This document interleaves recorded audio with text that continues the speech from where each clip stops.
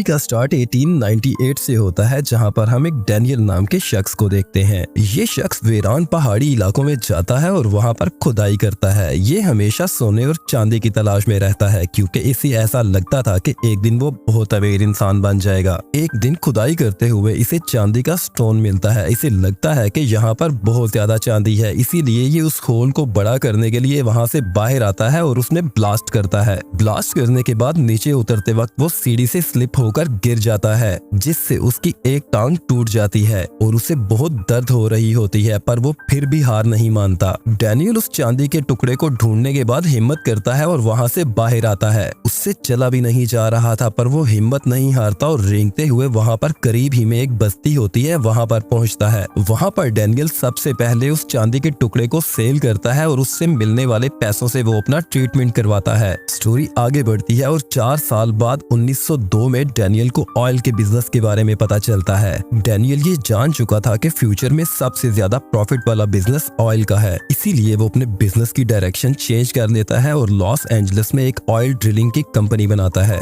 एक दिन जमीन से ऑयल निकालते वक्त ड्रिलिंग के दौरान इसके एक वर्कर की एक इंसिडेंट में डेथ हो जाती है। इस वर्कर का एक 2 साल का बच्चा था और इसकी बीवी की इसके बच्चे को जन्म देते वक्त डेथ हो गई थी। वो बच्चा अब इस दुनिया में बिल्कुल अकेला रह गया था, इसीलिए डैनियल उसको अडॉप्ट कर लेता है और हर टाइम वो इस बच्चे को अपने साथ रखता है। डैनियल को जो ही किसी लैंड के बारे में इंफॉर्मेशन मिलती है कि उस जमीन में बहुत ज्यादा ऑयल है, वो फौरन से उस लैंड के ऑनर के पास पहुंचता है और वो जमीन इसे लीज पर दे देने की बात करता है। डैनियल का बच्चा बड़ा हो चुका है और उसका नाम इसने HW रखा है। खुद को डैनियल लोगों के सामने फैमिली मैन की तरह प्रेजेंट करता है और हर बिजनेस डील में वो HW को अपने साथ रखता है ताकि लोग इसके ऊपर ट्रस्ट कर लें। एक दिन पॉल संडे नाम का एक लड़का डैनियल के पास आता है और वो जॉर्डन में उसकी जमीन के नीचे ऑयल होने का दावा करता है। डैनियल अब पॉल से उसकी जमीन की सारी इंफॉर्मेशन मांगता है। पॉल सारी इंफॉर्मेशन तो दे देता है, लेकिन अपनी जमीन की लोकेशन इसे नहीं बताता। डैनियल अब पॉल को पैसों का लालच देता है, जिसके बाद पॉल इसे अपनी जमीन की एग्जैक्ट लोकेशन बता देता है। नेक्स्ट डे ही डैनियल HW को लेकर जॉर्डन में इसकी जमीन का विजिट करने के लिए जाता है।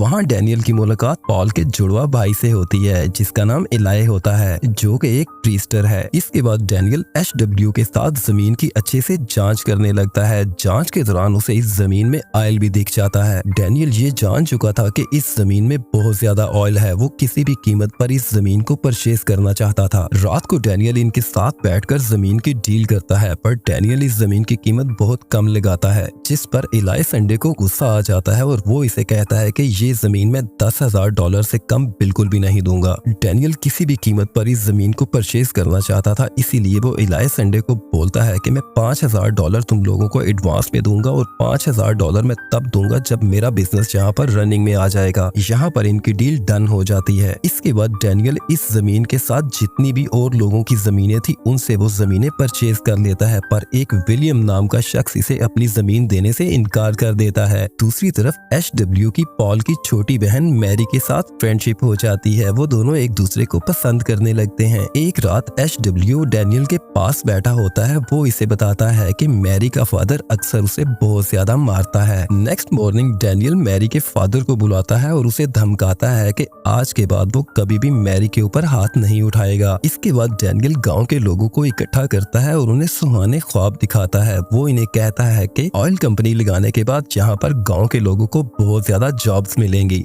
बाहर से भी बहुत ज्यादा वर्कर्स अपनी फैमिली के साथ यहाँ पर आएंगे। हम यहाँ पर स्कूल, कॉलेजेस और पार्क्स बनाएंगे, जिससे आप लोगों की जिंदगी बदल जाएगी। ये बातें सुनने के बाद गाँव के लोग बहुत ज्यादा खुश होते हैं। इस जमीन पर ऑयल रिग लगाने का काम स्टार्ट हो चुका था। इसी दौरान डैनियल के पास एक दिन एलाई आता है। वो इसे कहता है कि मैं चाहता हूँ कि काम स्टार्ट करने से पहले मैं यहाँ पर गांव के लोगों के लिए दुआ करूँ। डैनियल इसकी बात मान जाता है। अगले दिन काम स्टार्ट होना था। इलाई अपने पूरे गांव के लोगों के साथ वहाँ पर आता है। डैनियल HW और मैरी को अपने साथ खड़ा करता है और खुद ही प्रार्थना करता है। ये बात इलाई को बहुत बुरी लग जाती है, क्योंकि वो वहाँ के चर्चिस का प्रीस्टर था और वो खुद प्रार्थना करना चाहता था। इसके बाद वो एचडब्ल्यू को अपने साथ अंदर लेकर जाता है और एचडब्ल्यू अपने हाथों के साथ इस ड्रिलिंग का आगाज करता है। एक दिन ड्रिलिंग के दौरान वहाँ पर बहुत बड़ा ब्लास्ट होता है और इस ब्लास्ट में एक वर्कर की डेथ हो जाती है और अब तक इन्होंने वहाँ पर जितना भी वर्क किया था वो सारा जलकर राख हो जाता है और इसी ब्लास्ट में एचडब्ल्यू बहरा हो जाता है। इस बात को लेकर डैनियल बहुत ज्यादा दुखी था। अब वो एक शख्स हायर करता है जो 24 आवर एचडब्ल्यू के पास होगा और उसकी देखभाल करेगा। नेक्स्ट डे हम देखते हैं कि इलाई डैनियल के पास आता है और वो इसे कहता है कि मुझे मेरा $5000 चाहिए। डैनियल एचडब्ल्यू की वजह से पहले ही बहुत ज्यादा डिस्टर्ब था, इसीलिए इलाई की इस बात पर उसे गुस्सा आ जाता है और वो इसे पीटने लगता है। वो इसे कहता है कि मेरा सब कुछ यहाँ पर बर्बाद हो चुका है और तुम्हें अपने पैसों की पड़ी हुई है। मैंने पहले ही तुम्हें कहा था कि जब तक मेरा काम रनिंग में नहीं आता मैं तुम्हें ये $5000 नहीं दूंगा। इस दौरान वो इलाई को अच्छा खासा मारता है। इस इंसिडेंट के बाद इलाई बहुत ज्यादा सदमे में होता है। रात को डिनर के वक्त वो अपने फादर और पॉल के साथ लड़ता है कि आप लोगों ने एक अनजान शख्स के ऊपर ट्रस्ट क्यों किया। नेक्स्ट डे डैनियल के पास एक अनजान शख्स आता है जो अपना नाम हेनरी बताता है। वो डैनियल को कहता है कि मैं तुम्हारा सौतेला भाई हूँ। डैनियल उस पर ट्रस्ट नहीं करता पर वो उसे अपने साथ रख लेता है और अपनी कंपनी में उसे जॉब दे देता है। डैनियल अपना ज्यादातर वक्त हेनरी के साथ बिताने लग गया था क्योंकि वो ये जानना चाहता था कि वो सच में इसका भाई भी है कि नहीं। एचडब्ल्यू को उनका एक दूसरे के क्लोज होना काफी बुरा लगता है। इसी गुस्से में एक दिन वो अपने घर पर आग लगा देता है। डैनियल को एचडब्ल्यू की इस हरकत पर बहुत ज्यादा गुस्सा आता है। नेक्स्ट डे वो इसे लेकर एक ट्रेन में जाता है और इसे थोड़ी देर में वापस आने का बोलकर ट्रेन से उतर जाता है। एचडब्ल्यू जान चुका था कि डैनियल उसे छोड़कर जा रहा है। वो ट्रेन से उतरकर डैनियल के पीछे भागने लगता है। तभी एक फ्लैशर नाम का शख्स उसे पकड़ लेता है। ये डैनियल का आदमी था और डैनियल ने फ्लैशर को एचडब्ल्यू को सिटी में ले जाने का कहा है। इसके बाद डैनियल के पास यूनाइटेड ऑयल कंपनी के कुछ लोग आते हैं। वो डैनियल के साथ इस प्रोजेक्ट के ऊपर मिलकर काम करना चाहते हैं। डैनियल यूनाइटेड ऑयल कंपनी के साथ डील कर लेता है। ये लोग मिलकर यहाँ पर एक पाइपलाइन बिछाना चाहते थे पर ये पाइपलाइन बिछाना इतना आसान नहीं था क्योंकि जिस रास्ते से ये पाइपलाइन गुजरनी थी वो जमीन विलियम की थी। अगले दिन डैनियल विलियम के घर पर जाता है पर उसके घर पर ताला लगा हुआ था। ये देखकर डैनियल वापिस आ जाता है। नेक्स्ट डे वो अपने भाई हेनरी के साथ स्विमिंग पर जाता है। वहाँ पर वो हेनरी के साथ अपनी बचपन की कुछ शरारतें शेयर करता है पर हेनरी का रिस्पॉन्स देखकर उसे उस पर शक होने लगता है। घर आकर डैनियल अपनी गन निकालता है और उसे कहता है कि मुझे सच बताओ कि तुम कौन हो और अगर तुमने मुझे सच ना बताया तो मैं तुम्हारी जान ले लूंगा। तब वो शख्स इसे बताता है कि मैं और हेनरी एक साथ काम करते थे। वो अक्सर तुम्हारे बारे में मेरे साथ डिस्कस किया करता था। फिर अचानक उसे कैंसर डायग्नोज हुआ जिससे उसकी डेथ हो गई और मेरी भी जॉब चली गई।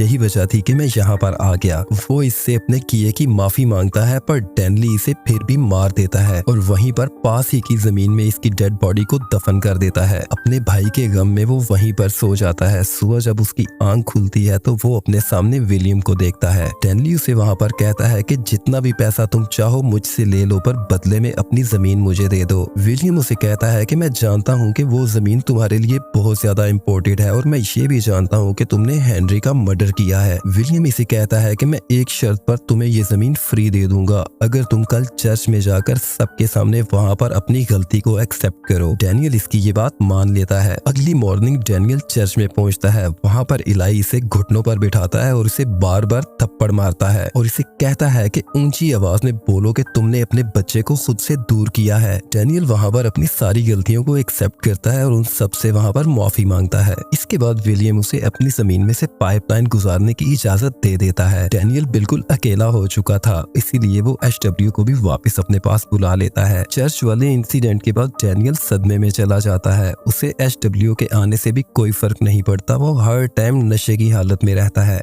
एचडब्ल्यू अब बड़ा हो चुका है और 1927 में उसकी शादी मैरी के साथ होती है। डैनियल अब अपने घर में बिल्कुल अकेला रह गया था। एचडब्ल्यू अब अपनी ऑयल कंपनी बनाने का प्लान करता है इसीलिए वो डैनियल के पास जाता है और उससे अपनी लीगल पार्टनरशिप खत्म करने की रिक्वेस्ट करता है। ये सुनकर डैनियल को गुस्सा आ जाता है और वो एचडब्ल्यू का मजाक उड़ाने लगता है और उसे अनाथ होने का ताना देता है और उसे कहता है कि मैं तुम्हारा बाप नहीं हूँ। एचडब्ल्यू इसे कहता है कि मुझे ये जानकर खुशी हुई कि तुम मेरे बाप नहीं हो और मेरी रगों में तुम्हारा खून नहीं है। ये कहकर वो वहाँ से चला जाता है। एक दिन एली डैनियल के पास आता है और वो उससे उसकी जमीन परचेज करने की बात करता है क्योंकि एली खुद वहाँ से ऑयल निकालना चाहता था। डैनियल उसे कहता है कि मैं एक शर्त पर वो जमीन तुम्हें दे दूंगा अगर तुम सबके सामने ये बात एक्सेप्ट कर लो कि तुम एक 2 नंबर प्रीचर हो। ये सुनकर एली से कहता है कि मैं जानता था कि तुम कभी भी नहीं सुधर सकते। तुमने अपने बेटे को खुद से दूर किया। ना तुम अच्छे बाप बन सके और ना ही तुम अच्छे भाई बन सके। तुम्हारा भाई कैंसर की बीमारी की वजह से तड़प तड़प कर मर गया और तुम पैसा कमाने में लगे रहे। ये सुनकर डैनियल को गुस्सा आ जाता है और वो एली की वहीं पर जान ले लेता है। शोर की आवाज सुनकर डैनियल के वर्कर वहाँ पर आ जाते हैं। तब डैनियल उन्हें रोते हुए कहता है कि सब कुछ खत्म हो गया, मेरे पास कुछ भी नहीं रहा। मेरी वजह से मेरा बेटा मुझसे दूर हो गया, मेरे भाई की डेथ हो गई और मैं सिर्फ पैसे के पीछे भागता रहा। आज मैं टोटली फिनिश हो गया। I am